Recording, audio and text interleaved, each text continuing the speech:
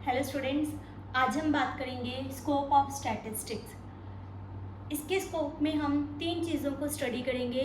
सबसे पहले है नेचर ऑफ स्टैटिस्टिक, दूसरा subject matter of statistic and last one limitations of statistic.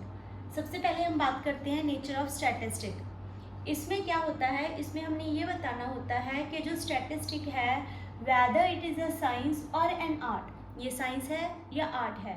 तो हमारा आंसर क्या आएगा, statistics is both an art and a science. Reason क्या लिखोगे आप, क्योंकि एज अ साइंस ये क्या करता है, जो भी डाटा इसमें दिया जाता है उसको वो स्टडी करता है इन अ सिस्टमेटिक मैनर। उसके बाद एज एन आर्ट जो भी डाटा इसके पास आते हैं, जो भी कंक्लूजन आते हैं उसको रिलेट करता है किसके साथ, विद रियल लाइफ प्रॉब्लम्स के साथ। तो हम कह सकते हैं कि नेचर ऑफ स्टैटिस्टिक में क्या आएगा कि ये दोनों हैं आर्ट एंड साइंस, जिसमें हमें क्या होता है, जो डाटा होता है उसको सिस्टमेटिक स्टडी करके हम रियल लाइफ प्रॉब्लम्स में रिलेट कर सकते हैं।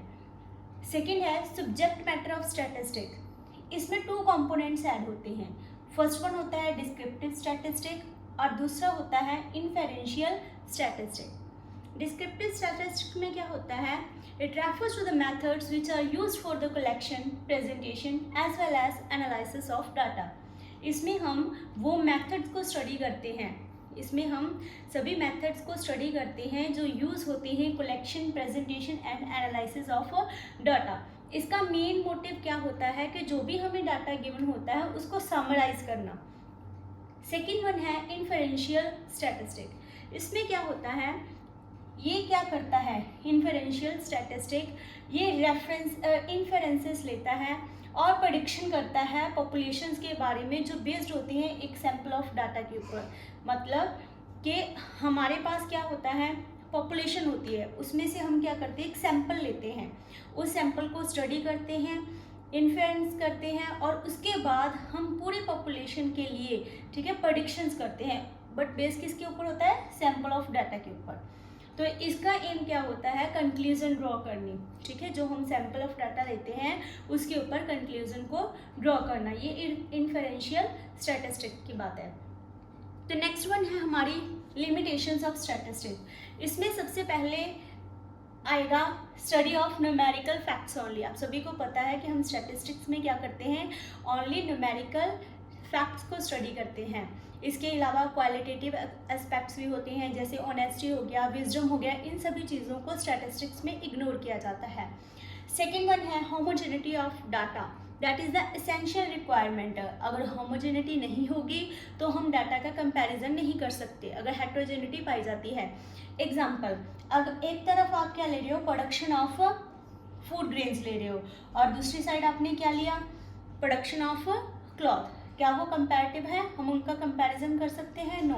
अगर हमने फूड ग्रेन्स की यहाँ पे ली है तो नेक्स्ट भी हमें ग्रेन्स के साथ मिलती जुलती कोई भी प्रोडक्ट को लेना होगा ताकि जो हम उसको कंपेयर कर सकें। नेक्स्ट वन है averages is not a good method. हम सभी को पता है कि अगर हम एवरेज को ले लेते हैं इसको स्टैटिस्टिक में स्टडी करने के लिए तो वो आंसर उतने एक्यूरेट नहीं आते। जैसे आपने पहले क्लासेस में किया हुआ है, सपोज करो एक पर्सन है जिसकी इनकम 1 करोड़, 2 करोड़ एंड 3 करोड़ जा रही है।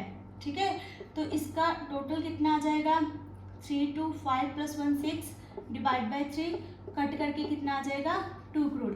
यहाँ पे क्या हो रही है, इनकम इंक्रीज हो रही है, बट आगे ही हम ऐसे ही करेंगे 3 + 2 + 1, इसमें क्या हो रहा है, इसमें भी सेम आया, 6 डिवाइड बाई 2 कट करके एवरेजेस कितनी आई, 2 करोड़। बट यहाँ पे डिफरेंसेस है, यहाँ पे क्या हो रहा है, इनकम इंक्रीज हो रही है और यहाँ पे क्या हो रही है, इनकम डिक्रीज हो रही है। तो एवरेजेस के बेसिस के ऊपर हम नहीं कह सकते कि हाँ जो भी हमारे पास रिजल्ट आते हैं वो क्या होते हैं, सही प्रूव होते हैं। नेक्स्ट वन है रिजल्ट्स में प्रूव रॉन्ग विदाउट रेफरेंसेस। जो भी हमने ठीक है रिजल्ट निकाले होते हैं वो किसी पर्टिकुलर सर्कमस्टांसेस और कंडीशंस में होते हैं, तो अगर हम उनको स्टडी नहीं करेंगे उन रेफरेंसेस को तो रिजल्ट क्या हो सकते हैं, रॉन्ग प्रूफ हो सकते हैं। नेक्स्ट वन है can be use only by experts. जब भी हम स्टैटिस्टिक को स्टडी करते हैं तो इसके लिए हमें कुछ मेथड्स को स्टडी करना होता है। और वो मेथड्स कई बार इतने कॉम्प्लिकेटेड होते हैं कि जो पर्सन एक्सपर्ट नहीं होते उनको स्टडी करने में, वो इसको यूज़ नहीं कर सकते। तो ये सिर्फ और सिर्फ किसके द्वारा यूज़ किए जा सकते हैं? Only by experts. Prone to misuse, जैसे हम बात करते हैं कि बच्चा एक खाली स्लेट की तरह होता है, सेम यहाँ पे है। जो हमारे पास डाटा होता है वो क्या है? हमारे पास एक क्ले है जिसे हम चाहें तो भगवान बना सकते हैं, भगवान की तरह यूज़ कर सकते हैं, और जिसे हम चाहें तो एक डेविल की तरह यूज़ कर सकते हैं। ये डिपेंड करता है हमारे ऊपर कि हम डाटा को किस तरह से यूटिलाइज करते हैं। नेक्स्ट वन है ओवर जनरलाइजेशन। इसमें क्या होता है? ओवर जनरलाइजेशन में हम जो डाटा लेते हैं वो हम एक सैंपल के बेस के ऊपर, जैसे इन्फरेंशियल में हमने किया कि पूरी पॉपुलेशन के लिए हमने कुछ आउटकम्स निकाले, कुछ रिजल्ट्स निकाले हैं, बट लेते हम उसमें क्या है? सैंपल लेते हैं। तो अगर हमने सैंपल ले लिया तो वो हमेशा उसको जनरलाइज नहीं किया जा सकता। मीन्स एक सैंपल के बेसिस के ऊपर जो रिजल्ट निकाले गए हैं, जो प्रेडिक्शन हो सकती हैं, वो पूरी पॉपुलेशन के ऊपर इम्प्लीमेंट नहीं कर सकती। नेक्स्ट वन है शो को relation but not prove causation. ये क्या करता है? हमें सिर्फ रिलेशन बताता है कि जो डाटा होता है उसका आपस में रिलेशन क्या है, बट उसके पीछे कॉजेज कौन कौन से हैं ये हमें स्टैटिस्टिक में नहीं पता चलता। लास्ट वन है dynamic population. So past data may not be relevant. हम क्या देखते हैं कि पॉपुलेशन जो है वो टाइम टू टाइम चेंज होती रहती है, इसमें चेंजेस आते रहते हैं, कभी बढ़ती है कभी कम होती है। तो जो हमने पास्ट में डाटा लिया होता है पॉपुलेशन के रिगार्डिंग, उसी के बेसिस के ऊपर अगर हम कुछ रिजल्ट्स ले रहे हैं या फिर कुछ डिसीजंस ले रहे हैं तो वो रेलेवेंट नहीं हो सकते। क्यों? क्योंकि पहले वाला जो डाटा था पॉपुलेशन का वो अब वाली पॉपुलेशन से चेंज हो गया होता है। होप आपको ये तीनों चीज़ें क्लियर हो गई होंगी। Nature of statistic, subject matter of statistic and limitations of statistic. कल मिलते हैं नेक्स्ट वीडियो में functions of statistic. Thank you, have a nice day.